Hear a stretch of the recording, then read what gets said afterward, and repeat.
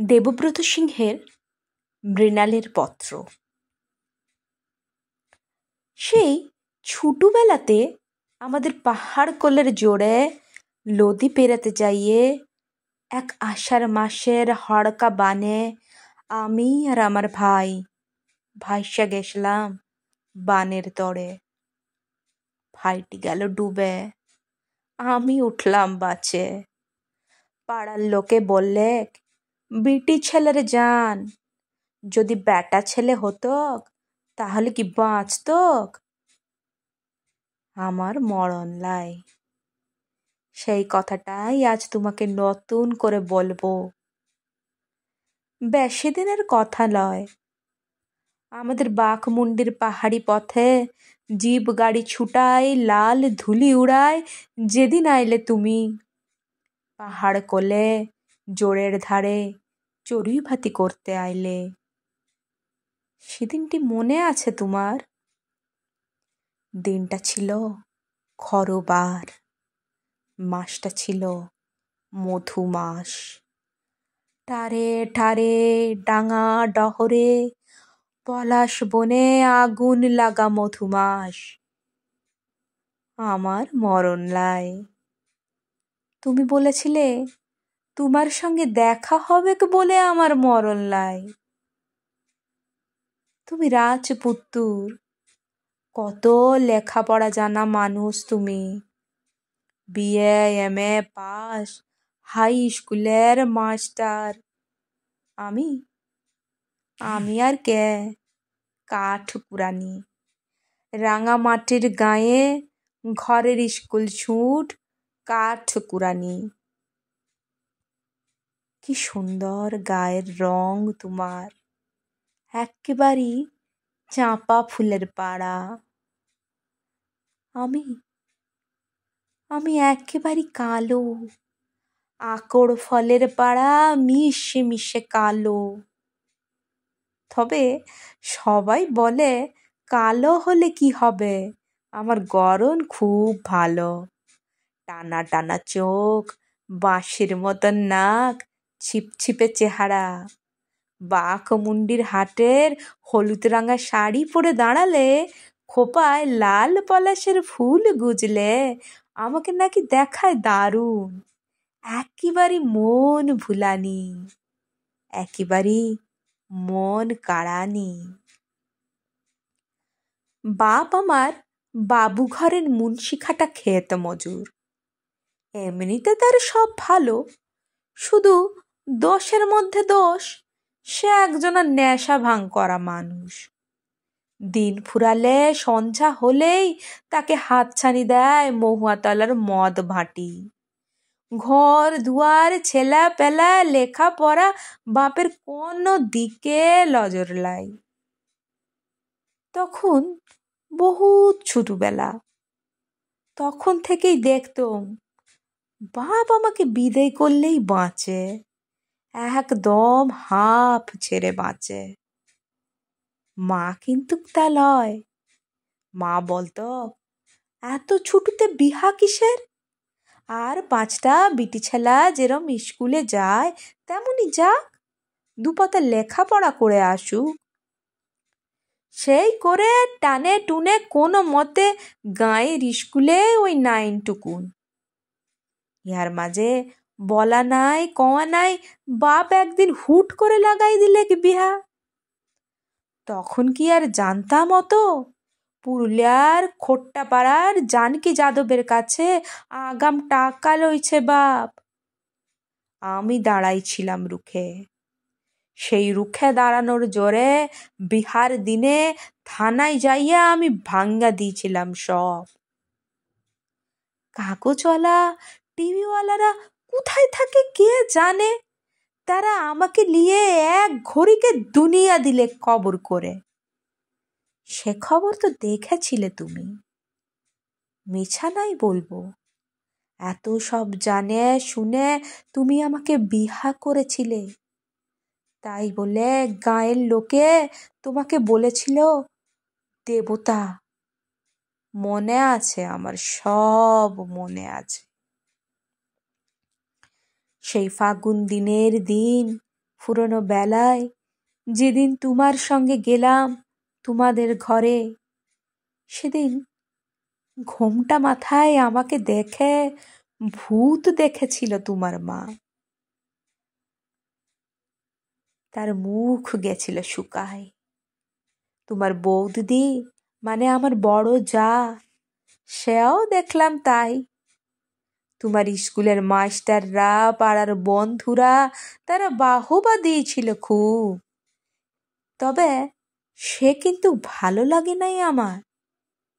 সে ঠিক বাহবা লয়, তার ভিতরে কতকটা ছিল কৌতুক, কতকটা করুণা। তুমি বলেছিলে নতুন করে আবার আমাকে লেখাপড়া শিখাইবে। তুমি বলেছিলে নতুন করে আবার আমাকে ভর্তি করবে স্কুলে। কাজের চাপে সে আর তোমার হইল কই। কত ব্যস্ত মানুষ তুমি। স্কুল, পার্টি, ক্লাব, বস্তিবাসী, গরিব দুঃখী, প্রতিবন্ধী, রক্তদান, জীবনদান, তোমার কত কাজ। এক একদিন কাজের টানে তুমি বাইরেই কাটাতে রাত। এক একদিন কাজের টানে ঘরের কথা মনে পড়তো না তোমার। এমনি করে দেখতে দেখতে ঘরের চাইয়ে বাইরে থাকার সময় গেল বেড়ে। একদিন তোমার মা বললে, ও তো ঘর সংসারের মানুষই নয়, বিয়ে টিয়ে কেন যে গেল করতে। একদিন তোমার বৌদিদি বললে, ও তো বাঁধন ছাড়া লাগাম ছাড়া মানুষ, বাউন্ডুলে মানুষ, ওকে সব মানায় না, বিয়ে টিয়ে একেবারে মানায় না। কথা শুনে কষ্ট হতো খুব, দুঃখ। সেই দুঃখে একলা ঘরে দু চোখ দিয়ে জল গড়াতো আমার। তখন মনে পড়তো দিদিমার কথা। দিদিমা বলতো, গরিব ঘরের বিটি ছেলার আবার দুঃখ কিসের, আমাদের দুঃখ যা সুখ তা।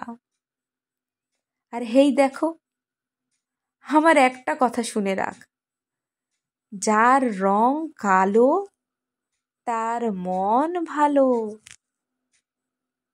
কিন্তু মন ভালো হলে হবেটা কি, সে মনের খবর লিবার লোক কোথায়।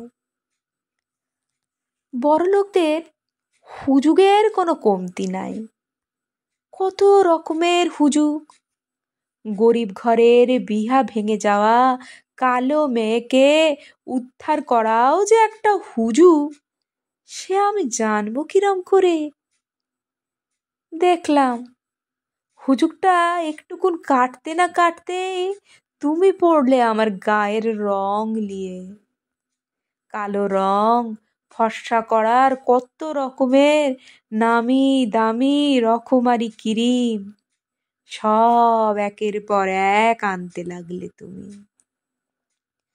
তার সঙ্গে আবার পালা করে শোনাতে লাগলে খবর, কাগজের সব মন খারাপ করা খবর। গায়ের রং কালো বলে বউকে খুন করলো বর, গায়ের রং কালো বলে বিয়ে ভেঙে যাওয়ায় গলায় দড়ি দিল মেয়ে। এমনি সব আরো কত খারাপ খবর। তবে তুমি আবার সান্ত্বনাও দিতে। তুমি বলতে, কেন যে কাগজগুলো ছাপে এসব খবর। আমি বলতাম, চাই না, এইসব খবর শুনতে চাই না। তুমি বলতে, দেখো খারাপ খবরও জানা দরকার তোমার, নইলে দেশটা যাচ্ছে কোন দিকে সে তুমি বুঝতে পারবে কিভাবে। আমি বলেছিলাম,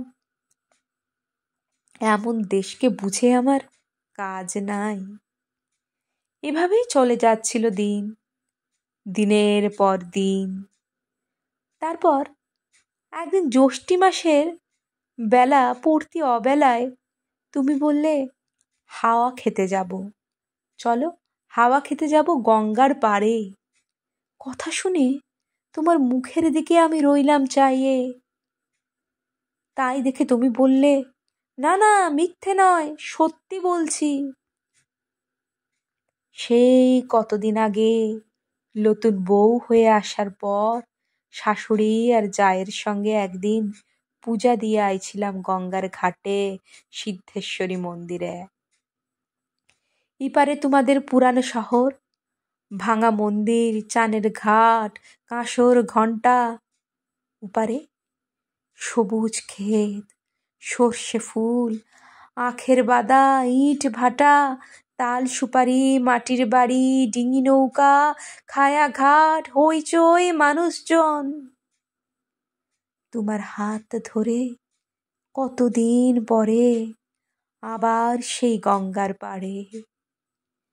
দিন ফুরনো অবেলাতে আউলি বাউলি হাওয়ার তোরে আমার চুড়িদারের ওড়না যাচ্ছিল উড়ে। তুমি চাইছিলে নিরিবিলি, আরো নিরিবিলি। সে বহুত দূরে পোড়া মাটির মন্দিরের ভাঙন ধরা ঘাটের ধারে আমার কেমন দম আসছিল আটকে। তোমার তখন বাঁধ ভেঙেছে ভালোবাসার, বউয়ের গলা জড়ায় চুমু খাইয়ে আদর করার ধুমে তোমার তখন রাস হরে নাই মুখে। আমি কাঠ কুড়ানি, রাঙামাটির গাঁ গ্রামের স্কুল ছুট কাঠ কুড়ানি। আমি কি আর বুঝতে পারি তোমার অমন আদর করার মানে? আমি কি আর বুঝতে পারি? আমার জায়গায় যদি অন্য কেউ থাকতো, সেও কি পারতো বুঝতে? ভালোবাসার মানুষ জড়িয়ে ধরে আদর করার ফাঁকে এক ঘড়িকে নদীর জলে ফেলতে পারে ঠেলে। বলো না, এটা বুঝবে কিরম করে? কত কি যে বুঝার আছে দুনিয়ায়।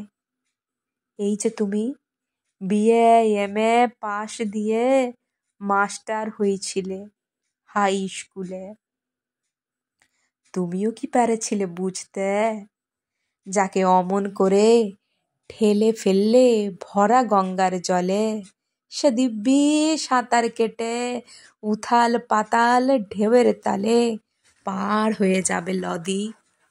অত বড় নদী পারো নাই বুঝতে, একদম পারো নাই।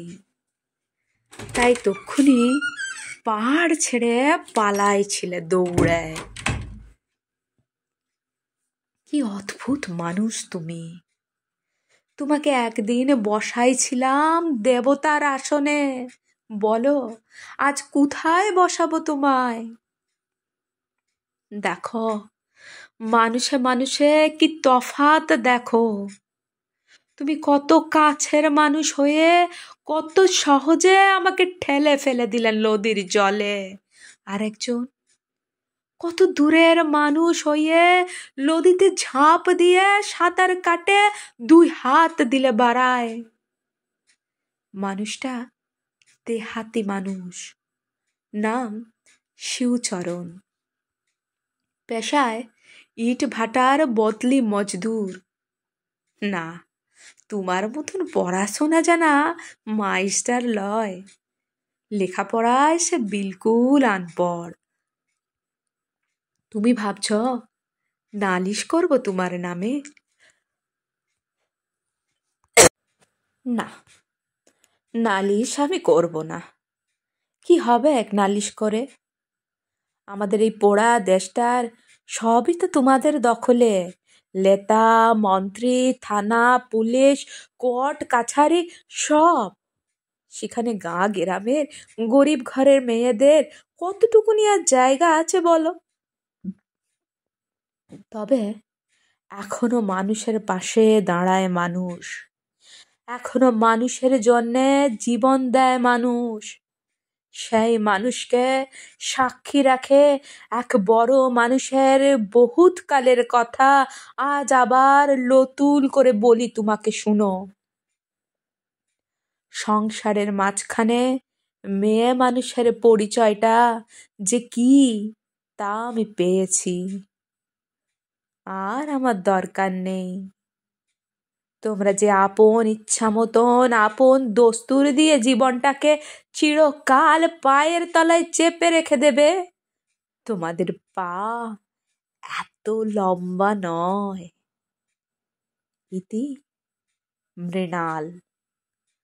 তোমাদের চরণ তলাশ্রয় ছিন্ন এই যুগের মৃণাল।